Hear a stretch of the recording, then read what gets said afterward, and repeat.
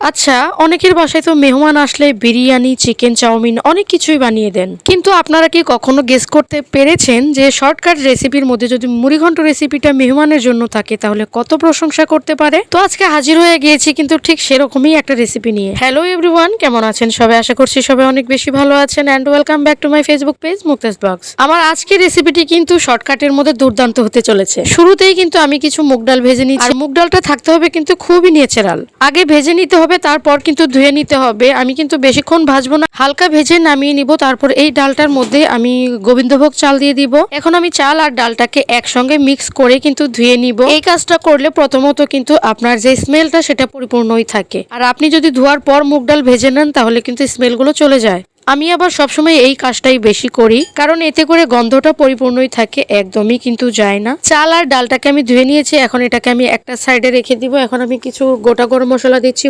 ফোড়নে গোটা গরম মশলা দিলে কিন্তু খেতে ভালো লাগে। এখন আমি কিছু পেঁয়াজ কুচি দিচ্ছি। এখন সবগুলোকে একসঙ্গে ভেজে নিতে হবে, তারপরে কিন্তু কিছু বাটা মশলা ইউজ করতে হবে। পেঁয়াজটা যখন ভাজা হয়ে যাবে তখন কিন্তু আমি এখানে রসুন বাটা, আদা বাটা আর জিরা বাটা একসঙ্গে দিয়ে দিব। এভাবে মুড়িঘন্ট রান্না করলে একবার নয় 10 বার খেতে ইচ্ছে হয়। অনেকেই কিন্তু শুধু ডাল দিয়ে খেতে পারো, অনেকেই আবার চাল দিয়েও খেতে পারো, তবে আমি কিন্তু দুটো একসঙ্গে দিয়েই রান্না করি। এটা খেতে আমার কাছে অনেক ভালো লাগে। আপনারা কিন্তু যে যেমন খেতে পছন্দ করেন তেমনটাই ইউজ করতে পারবেন, কোনো সমস্যা নেই। এখন আমি পরিমাণ মতো লবণ দিয়ে দিলাম, হলুদ গুঁড়া আর মরিচ গুঁড়া দিয়ে দিয়েছি। মশলাটা যখন কষানো হয়ে যাবে তখন আমি দুটো ইলিশ মাছের মাথা দিয়ে দিব। আপনারা চাইলে যে কোনো মাছের মাথা কিন্তু ইউজ করতে পারবেন, তবে ইলিশ মাছের মাথাটা দিলে ফ্লেভারটা খুব ভালো পাওয়া যায়। একটুখানি কষিয়ে নেওয়ার পর কিন্তু এখন আমি ইলিশ মাছের মাথা দুটোকে তুলে রাখবো যাতে ভেঙে না যায়। এই দুইটা মাছের মাথা কিন্তু আমি পরে দিয়ে দিব, যখন চাল আর ডালটা ফুটে যাবে তখন দিয়ে দিব। এখন এই মশলাটার মধ্যে কিন্তু আমি চাল আর ডালটা দিয়ে দিব। এখন এই কষানো মশলার মধ্যে ডাল আর চালটাকে দিয়ে দিতে হবে, একসঙ্গে নেড়েচেড়ে মিশিয়ে নিতে হবে। মেশানোর পর কিন্তু হালকা একটু ভেজে নিতে হবে, তারপর পরিমাণ মতো জলটাও দিয়ে দিতে হবে।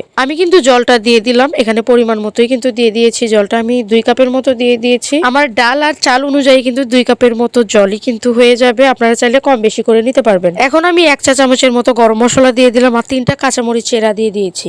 আর আজকের মুড়িঘন্টটা কিন্তু আমি খুব বেশি একটা ঝরঝরা করব না, মানে নরম করে রান্না করব। আমি এরপর 10 মিনিটের জন্য কিন্তু ঢাকনা দিয়ে ঢেকে দিয়েছিলাম, আর দেখতেই পারছেন প্রায় 50% মতো সেদ্ধ হয়ে গিয়েছে। বাকি 50% কিন্তু আমি লো হিটে রান্না করব। এই পর্যায়ে কিন্তু মাছের মাথা দুটো দিতে হবে, তারপর একটু নেড়েচেড়ে মিশিয়ে নেওয়ার পর আবারও ঢাকনা দিয়ে ঢেকে দিব। এখন রান্না করতে হবে লো হিটে 10 মিনিটের জন্য। এখন ঢাকনা দিয়ে ঢেকে দিতে হবে, তার মাঝে মাঝে একটু নেড়ে দিতে হবে, তা না হলে নিচে লেগে যেতে পারে। নেড়ে না দিলে কিন্তু নিচে পুড়ে যেতে পারে, আর পুড়ে গেলে খেতে ভালো লাগবে না, পোড়া পোড়া গন্ধ আসবে। একটু নরম করে রান্না করেছি, আপনারা যদি ঝরঝরা পছন্দ করেন সেক্ষেত্রে জলটা একটু কমিয়ে দিবেন। আমার কিন্তু হয়ে গিয়েছে, নামিয়ে নিয়েছি। আর দেখতেই পাচ্ছেন কালারটা যা হয়েছে না, একদম দুর্দান্ত। এভাবে যদি বাসায় একবার বানান, ইচ্ছা হবে যে প্রতিদিন বানিয়ে খেতে পারতাম। আমি কিন্তু বৃষ্টির দিনে প্রায় সময়ই এরকম মুড়িঘন্ট বানিয়ে খেতাম, খুব ভালো লাগতো। আমার পুরো ভিডিও জুড়ে থাকার জন্য অসংখ্য অসংখ্য ধন্যবাদ জানাচ্ছি আপনাদেরকে। সেই সাথে আরো জানাচ্ছি আমার রেসিপিটি যদি ভালো লেগে থাকে তাহলে লাইক কমেন্ট অবশ্যই করবেন। এমন নিত্য নতুন আপডেট পেতে আমার পেজটিকে অবশ্যই ফলো দিয়ে রাখবেন। আজকের মতো তাহলে এখানেই বিদায় নিচ্ছি। সবাই ভালো থাকবেন, সুস্থ থাকবেন। দেখা হবে পরবর্তী একটা রেসিপি নিয়ে। Thanks for watching, tata and take care.